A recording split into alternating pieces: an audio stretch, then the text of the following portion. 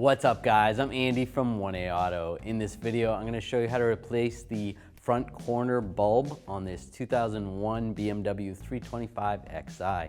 If you need parts for your vehicle, click the link in the description and head over to 1aauto.com. Take a straight blade screwdriver.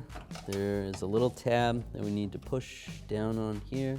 Just take a trim tool, get back here, slide it forward. There we go.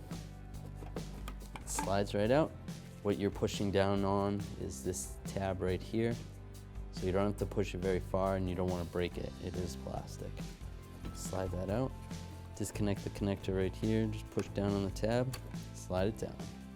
To remove the socket from the light, just twist counterclockwise, slide it out. To pull the bulb out of the socket, push down, twist it to the left or counterclockwise.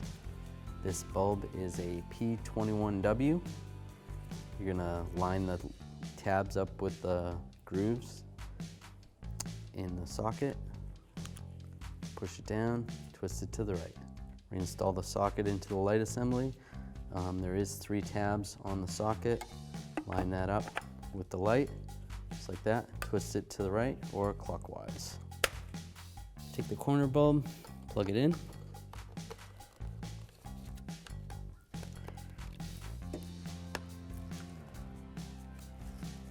Lock that in place. And then just slide this in position. There's a couple of grooves. These 2 tabs need to slide into those grooves.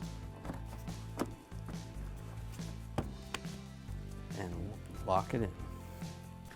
Thanks for watching. If you want the parts to do it yourself, check out 1aauto.com, the place for DIY auto repair.